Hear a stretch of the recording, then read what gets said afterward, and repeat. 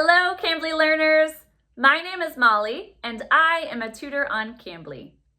Today, I would like to introduce an exciting new series that we will be doing about the 8 parts of speech. So stay tuned for future videos. The 8 parts of speech that will be included in this series are nouns, pronouns, verbs, adjectives, adverbs, prepositions, conjunctions, and interjections. Now, let's take a quick look at each of these parts of speech. But remember, there will be a video on each of them that will cover more details on how and when to use them. Noun. A noun can be defined as a person, place, thing, or quality. It's important to remember that a noun is simply the name of a person, place, or thing, not the object itself. For example, teacher, student, Taipei, dog. It's also important to remember that a noun can be an intangible quality such as joy, happiness, or world peace. Pronoun. A pronoun is simply a word that replaces or is used as a substitute for a noun. The most used pronouns are I, you, he, she, we, or they. However, there are many different types of pronouns, which you will learn about in the video covering this part of speech. Because pronouns simply replace nouns, they answer the same question: who or what? When trying to identify a pronoun in a sentence, simply ask who or what performed the action, and you'll be sure to find either a noun or a pronoun. Verb. A verb is simply a word that indicates an action, occurrence, or state of being. Verbs are changed into different tenses. For example, they study English every Monday. You are watching this YouTube video. We are going to celebrate how great your English is. There are different types of verbs, including modal verbs, helping verbs, active verbs, phrasal verbs, and passive verbs. Adjective.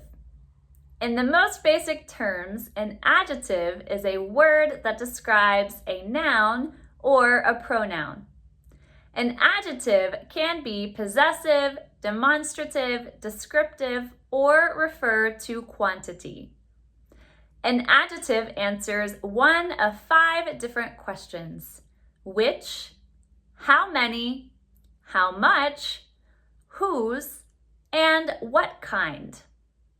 When looking for the adjective within a sentence, simply ask the question above that applies. For example, you are a dedicated learner. What kind of learner are you? A dedicated one. Adverb. An adverb is a word that tells us in what way someone does something. It modifies a verb, an adjective, or another adverb. Adverbs typically express manner, place, time, frequency, degree, and more. Answering questions such as how, in what way, when, where, and to what extent. For example, he patiently waited for his English to improve. How did he wait? He waited patiently. Preposition. The function or job of a preposition is to express the relationship between 2 words in a sentence, specifically between a noun, verb, or adjective, and a noun or pronoun. A preposition is typically, but not always, followed by a noun or pronoun, and together they form a prepositional phrase. There are different types of prepositions, which you will cover in the future video of this series. Some examples are among, between, on, under, and many more. Conjunction. A conjunction is the glue that holds together words, phrases, and clauses, both dependent and independent. There are 3 different kinds of conjunctions, each serving its own distinct purpose, but all working to bring words together.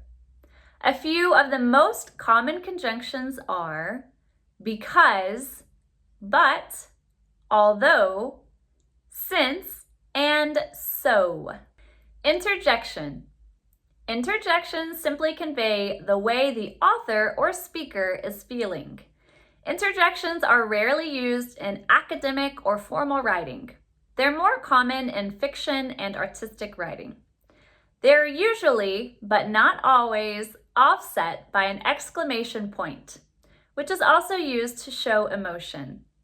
Interjections like wow and ouch are solely designed to convey emotion in an abrupt and exclamatory way.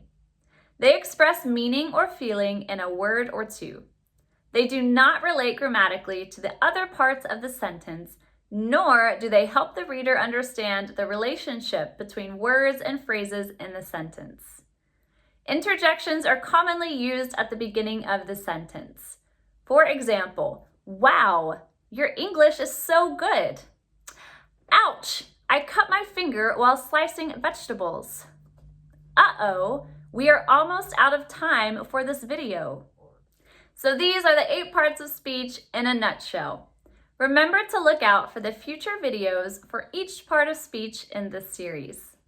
For those of you who are new here, let me tell you about Cambly. Cambly gives you instant access to friendly native English speakers like me and many others. You can take English lessons anytime, anywhere, from your phone or your computer. That's it for today. Thanks so much for watching. See you next time and happy learning!